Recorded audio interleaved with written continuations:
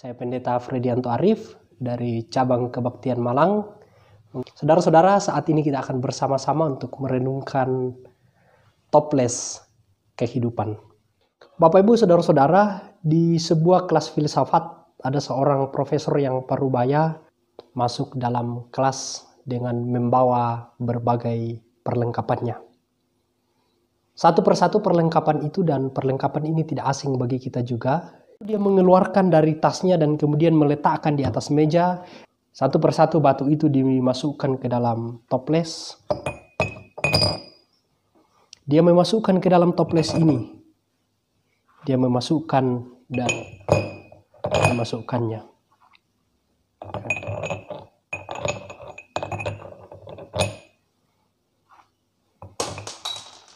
Setelah dia memasukkan, dia mengangkatnya dan bertanya kepada mahasiswanya, apakah toples ini sudah penuh?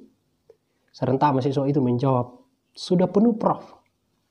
Kemudian profesor itu mengambil lagi kerikil dan dia memasukkan satu persatu dan itu masih bisa ditampung oleh toples ini.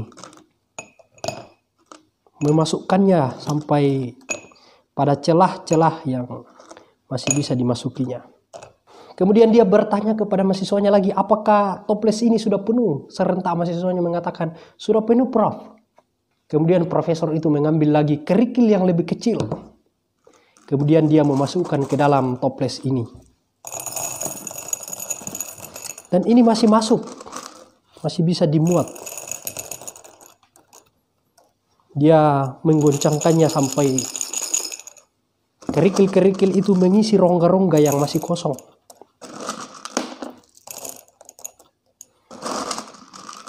Diisinya sampai kelihatan sudah penuh. Kemudian profesor itu kemudian mengangkat sekali lagi, apakah ini sudah penuh? Semua mahasiswa mengatakan penuh, Prof. Kemudian dia mengambil lagi pasir untuk diisinya. Profesor ini mengambil pasir dan mengisi ke dalam toples ini, diisi sampai kelihatan penuh. Dan kemudian profesor itu mengguncangkan sampai mengisi rongga-rongga yang masih kosong. Dan terisi rongga-rongga yang masih kosong tersebut. Sampai penuh. Kemudian mengambil lagi segelas air untuk diisi ke dalam toples ini.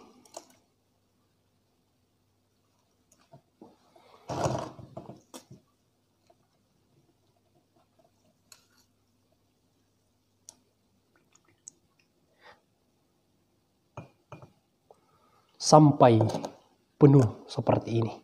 Kata sang profesor, sebagai kaum rendah, saya ingin kalian memahami bahwa toples ini mewakili hidup kita. Batu-batu adalah seperti halnya keluarga Anda, makanan, kesehatan, teman hidup Anda, teman bermain, teman kerja, dan lain-lain. Kerikil adalah hal-hal lain yang penting seperti pekerjaan Anda, rumah Anda, mobil Anda. Pasir adalah segala sesuatu yang kecil-kecil sebagai pemanis dalam hidup saudara. Ketika Anda meletakkan pasir ke dalam toples pertama, tidak akan ada ruang untuk kerikil atau batu-batu itu. Hal yang sama berlaku untuk hidup Anda.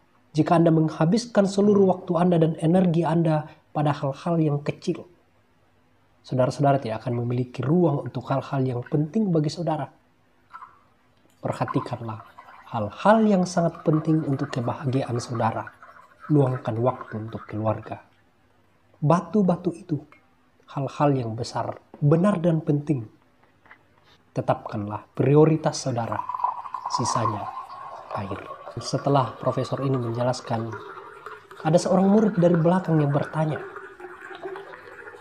Mengangkat tangannya dan bertanya, Prof, air itu menggambarkan apa? Profesor tersenyum dan mengatakan, aku senang kau bertanya. Ini hanya untuk menunjukkan kepada saudara, tidak peduli seberapa penuh hidup Anda, selalu ada ruang untuk air. Dan air ini adalah ruang untuk rehat sejenak untuk beribadah dan sujud kepada Tuhan yang Maha Kuasa. Luar biasa. Bapak, Ibu, Saudara-saudara, rupanya yang menjadi prioritas hidup kita adalah meluangkan waktu kita untuk Tuhan. Waktu untuk teduh, waktu untuk beribadah kepada Tuhan. Kalau Kolose 3 ayat 23 katakan, apapun juga yang kamu perbuat, perbuatlah dengan segenap hatimu seperti untuk Tuhan dan bukan untuk manusia. Ya, ada batu, ada kerikil, ada pasir dalam hidup kita ini. Diibaratkan seperti itu, itulah kebutuhan kita sehari-hari. Namun sekali lagi, ada hal yang lebih penting. Yesus Kristus adalah roti hidup yang kekal. Yang pada saat itu orang-orang banyak mengikut Yesus. Tidak bisa dipungkiri karena dia melihat mujizat dan bahkan karena ada makanan. Itu berarti ada motivasi lain karena ada sebuah persoalan makanan yang dilihat. Tetapi saudara-saudara, rupanya ada hal penting untuk kita melihat, yaitu waktu bersama dengan Tuhan. Manusia bukan hanya pencari makan, tetapi lebih dari itu, yaitu pencari makna. Maka carilah makna hidup di dalam Tuhan kita. Saudara-saudara, mari kita menempatkan Tuhan sebagai sebuah prioritas dalam kehidupan kita. Jangan sampai hal-hal yang tidak semestinya kemudian menempati daripada kehidupan kita. Itu menghalangi daripada posisi Tuhan dalam hidup kita. Dahulukanlah Tuhan dalam kehidupan kita. Terpujilah Tuhan. Amin.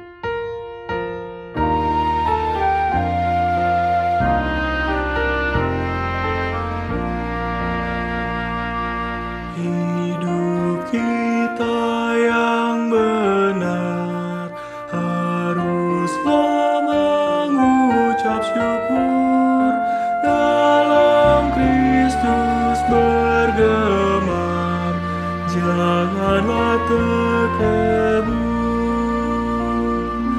Dalam susah pun senang, dalam segala hal bermazmur dan ucap syukur, itu kehendaknya.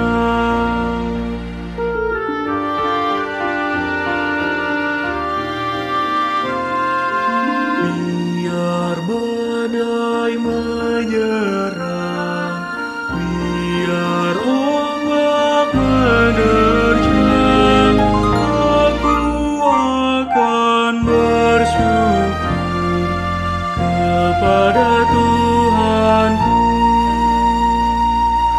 Dalam susah pun senang, dalam segala hal aku bermazmur dan ucap syukur, itu kehendaknya.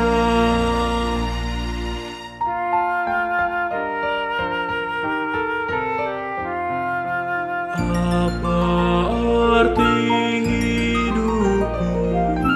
Bukankah ungkapan syukur karena Kristus penebus berkorban bagimu?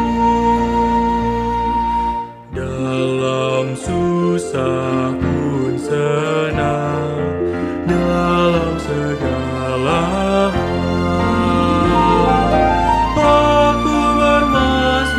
ucap syukur, itu kehendaknya. Mari saudara-saudara kita satu dalam doa, kita berdoa. Puji dan syukur kepadamu Tuhan untuk inspirasi yang boleh kami dapatkan pada saat ini. Tuhan sertai kami semua, berikan kesehatan kepada kami, bangsa dan negara kami, pemerintah kami.